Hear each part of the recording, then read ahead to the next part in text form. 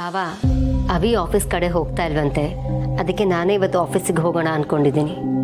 ಅಣ್ಣ ನೀನೇ ಹೋಗೋದು ಒಳ್ಳೇದು ಅನ್ಸುತ್ತಪ್ಪ. ಚಿಕ್ಕಪ್ಪ ನನಗೆ ಮನೆಯಿರಕ್ಕೆ ಆಗ್ತಿಲ್ಲ ಚಿಕ್ಕಪ್ಪ, ನರಕದಲ್ಲಿದ್ದೀನಿ ಅನಿಸ್ತಾ ಇದೆ. ಯಾಕವಿ ಮತ್ತೆ ಮನೆ ಬಿಟ್ಟು ಹೋಗ್ಬೇಕು ಅಂತಿದ್ಯೋ ಏನು? ಇಲ್ಲ ಚಿಕ್ಕಪ್ಪ, ನನ್ನಿಂದಾಗಿ ಅಣ್ಣ ಮನೆ ಬಿಟ್ಟು ಹೋಗೋಗಾಯ್ತಲ್ಲ ಅಂತ ನೆನ್ಸ್ಕೊಂಡ್ರೆ ನನಗೆ ತುಂಬ ಹಿಂಸೆ ಆಗ್ತಿದೆ ಚಿಕ್ಕಪ್ಪ. ನನಗೆ ಅಣ್ಣ ಬೇಕು ಚಿಕ್ಕಪ್ಪ. ಚಿಕ್ಕಮ್ಮ ನನಗೆ ಅಣ್ಣ ಬೇಕು ಚಿಕ್ಕಮ್ಮ, ನಾನು ಅಣ್ಣನ ಜೊತೆಗೆ ಇರಬೇಕು. ಅವನಿಲ್ಲ ಅಂದರೆ ನನ್ನ ಕೈಲಿ ಇರೋಕ್ಕಾಗಲ್ಲ.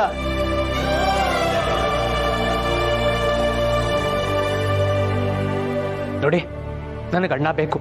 ನೀವು ಯಾಕೆ ಅವ್ನ ಆಚೆ ಕಳಿಸಿದ್ರಿ ನನಗದೆಲ್ಲ ಗೊತ್ತಿಲ್ಲ. ನಮ್ಮ ಅಣ್ಣನ ವಾಪಸ್ ಕರೆಸಿ. ಏನು ಹೇಳ್ತಿದ್ಯಾ ಅಭಿ? ನಿನಗೋಸ್ಕರ ಅಂತ ನಾನು ಅವನ್ನ ಮನೆಯಿಂದ ಆಚೆ ಹಾಕ್ತೆ. ಅಂಥದ್ರಲ್ಲಿ ನಾನೀಗ ಅವನ್ನ ಹೋಗಿ ವಾಪಸ್ ಕರೀಲ್ಲ, ಅದೆಲ್ಲ ಸಾಧ್ಯ ಇಲ್ಲ. ನಾನೇ ನಿಮಗೆ ಹೇಳದ್ನ ಅವನ್ನ ಮನೆಯಿಂದ ಆಚೆ ಹಾಕಿ ಅಂತ. ಅಣ್ಣ ತಮ್ಮ ನಾವು 1000 ಜಗಳಾಡ್ತೀವಿ, ಮತ್ತೆ ಒಂದಾಗ್ತೀವಿ. ನೀವ್ಯಾಕೆ ಹಾಗೆ ಮಾಡಿದ್ರಿ? ನೀವಿಬ್ಬರೇನು ಜಗಳ ಆಡೋದನ್ನ ಆಟ ಆಡೋದು ಅಂದ್ಕೊಂಡಿದ್ದೀರಾ? ನೀವಿಬ್ರು ಈ ಥರ ಜಗಳ ಆಡ್ತಾ ಇದ್ರೆ ಮನೆಯವರೆಲ್ಲ ನೆಮ್ಮದಿಲಿ ಹೇಗಿರಕ್ಕೆ ಸಾಧ್ಯ? ಮನೇಲಿ ನೆಮ್ಮದಿ ಇರಬೇಕು ಅಂದರೆ ನೀವಿಬ್ರು ದೂರನೇ ಇರಬೇಕು. ಇಲ್ಲ ಇಲ್ಲ ಇಲ್ಲ ಇಲ್ಲ, ನನಗೆ ಅಣ್ಣನ ಬಿಟ್ಟಿರೋಕ್ಕಾಗಲ್ಲ. ನಾವು ಪ್ರೀತಿಯಿಂದ ಇರ್ತೀವೋ, ಜಗಳ ಆಡ್ತೀವೋ, ಅಥವಾ ಏನೇ ಮಾಡಿದ್ರು ಅವ್ನು ನನ್ನ ಜೊತೆಗಿರ್ತಾನೇನೋ ಒಂದೇ ಒಂದು ಫೀಲಿಂಗ್ ಇದ್ರೆ ಸಾಕು ನಾನು ಬದುಕಿರೋದಕ್ಕೆ. ಅವನೇ ನನ್ನ ಜೊತೆಗಿಲ್ಲ ಅಂದರೆ ನನಗೆ ಜೀವನನೇ ಒಂಟಿ ಅನ್ಸ್ಬಿಡುತ್ತೆ. ನಿನಗೋಸ್ಕರನೇ ನಾನು ಅವನಿಗೆ ಬೈದು ಮನೆಯಿಂದ ಆಚೆ ಹೋಗುವಂದೆ. ಈಗ ನೀನು ಅವನು ಬೇಕು ಅಂತಿದ್ಯಾ. ನಾಳೆ ಮತ್ತೆ ಜಗಳ ಆಡಿ ಬೇಡ ಅಂತೀಯ.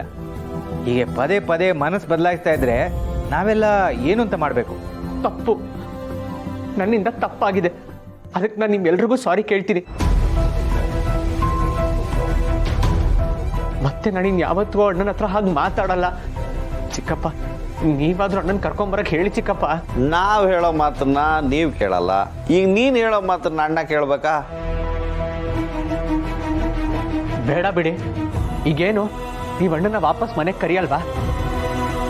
ಸರಿ ಆಯ್ತು, ನಾನೇ ಹೋಗಿ ಅಣ್ಣನ ಕಾಲಿಗೆ ಬಿದ್ದು ಕ್ಷಮೆ ಕೇಳಿ ಈ ಮನೆಗೆ ಕರ್ಕೊಂಬರ್ತೀನಿ.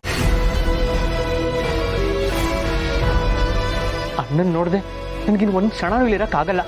ನಾನು ಅಲ್ಲಿಗೆ ಹೋಗ್ತೀನಿ. ಅಭಿ ಅಭಿ ಶಾರ್ವರಿ,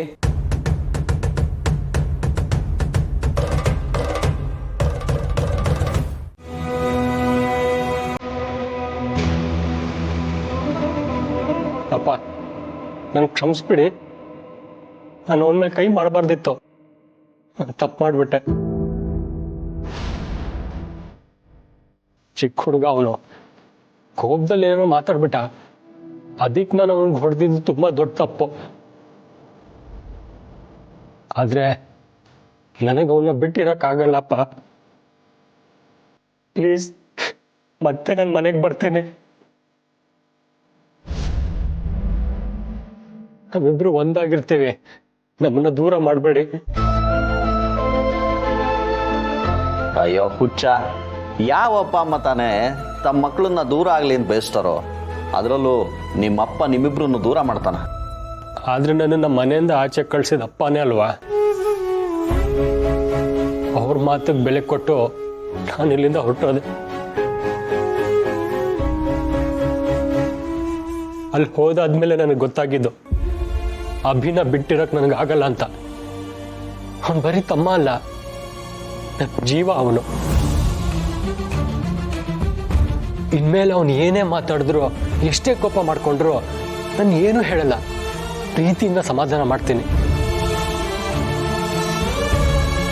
ಅವನು ಹೇಗಿರ್ತಾನೋ ನಾನು ಹಾಗೆ ಹೊಂದ್ಕೊಂಡು ಹೋಗ್ತೀನಿ. ಆದ್ರೆ ನನ್ನ ಅಭಿ ಜೊತೆ ಇರಲೇಬೇಕು. ಪ್ಲೀಸಪ್ಪ, ನನ್ನ ಮನೆಗೆ ಮತ್ತೆ ವಾಪಸ್ ಬರ್ತೀನಿ.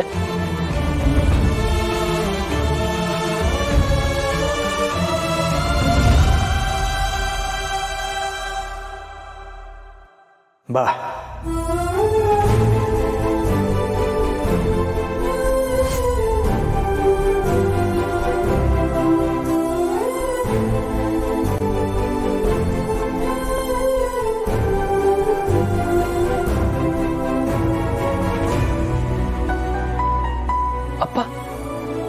ನೀವು ಹೇಳ್ತಿದ್ದೀರಾ?